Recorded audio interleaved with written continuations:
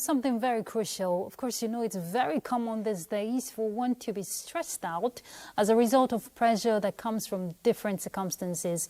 One can easily fall into depression or, you know, get seriously anxious about issues. We want to talk about mental health, which is very crucial. You know, understanding anxiety and depression. We have a clinical psychologist in the studio, Mr. Ejike Ugu. Thank you for joining us, Mr. Ugu. Thank you, Ruth. Good afternoon, viewers. Good afternoon to you too.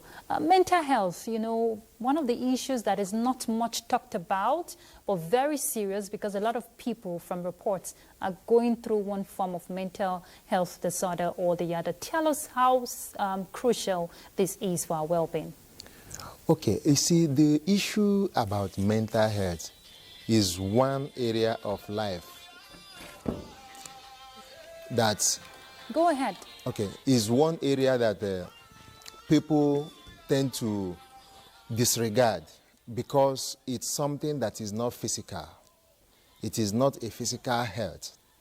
And so people don't tend to pay attention to it.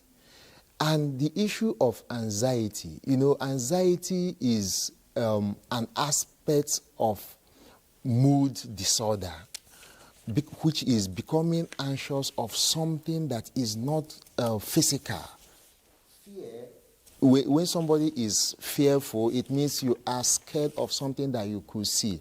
But when somebody has anxiety or is anxious, it is something that is probably perceived in the mind or something that is not physical, but something that is, the person must have attributed some level of high mental weight as against what it is in the physical. So it is actually a big concern. And this also leads to depression. Now, depression now becomes a time when somebody is consistently in a low mood for over a period of time.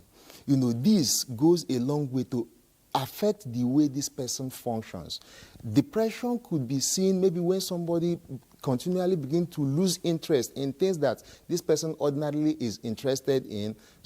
For some persons, it could manifest in the form of, you know, loss of appetite. For some other persons, it could also be in the form of, you know, overeating. For some persons, they could have insomnia. For some other persons, it could be hypersomnia, where they sleep too much. For some persons, they will just feel this sense of hopelessness, you know, this sense of worthlessness. And this becomes a clinical issue when it begins to affect this person's daily operation. Okay, so Mr. Ugu, Yes. it's good you have mentioned the symptoms, you know, as per the depression and the anxiety. Yeah. But again, what next? Because people die in silence. People don't speak out, Yes. especially in this part of the world. People Yeah. feel when you talk about these issues, you will be stigmatized. Yes. Okay, so the issue about people not talking about, you know, when they have mental health concern is a big problem generally, and it is even more serious in Africa because of our cultural orientation, you know, especially among men. Even though these classes of mental health, depression is experienced more in women, but you also find that women most times speak out more. The men, you know, tend to continually, you know, sublime these things, suppress these feelings. They don't want to talk about it. And even when they try to mention it to fellow, they will always, you know, talk it up by my friend, man up, be a man. But it is not supposed to be so.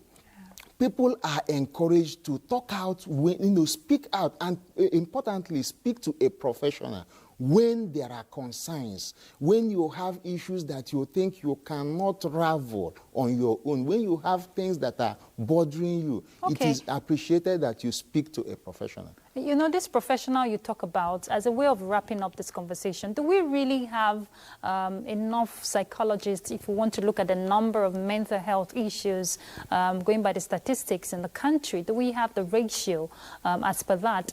And what would be your, you know, advice to people who are dying in silence and are watching this right now? So just marry both and round up. Okay, the truth is that we don't have enough mental health workers. As at last year when I got licensed, my serial number is 550, meaning in a population of over 2 million, which up to today, we still have less than 1,000 clinical psychologists, which is a big problem. So sometimes some people would even want to speak to somebody, but how do you even find the correct person to speak to? But that being said, we also need to tackle the issue of people not being willing to speak out.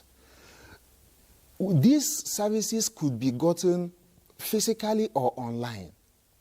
There are lay counselors that we train to be able to provide this counseling around some places. So people are encouraged, first of all, to talk out when they have problem. You could even share with your immediate person. Because major problem with depression most times is that the person continue to repress this feeling, and then begin to have suicidal ideations. Yeah. And when these things are done, and you don't talk to somebody, and of course, with the way our environment is designed, there are always harmful objects at all times, which could now lead to unwanted news. So people are encouraged to speak out, and then speak to professionals. Speak out. That's just the takeout from this. Speak out. Thank you very much, Mr. Ejike Ugu. I wanted to say Uju. Ugu, thank you so much. He's a clinical psychologist. Thank you for what you do, and thank you for coming on Panorama. Thank you, Ruth. All right.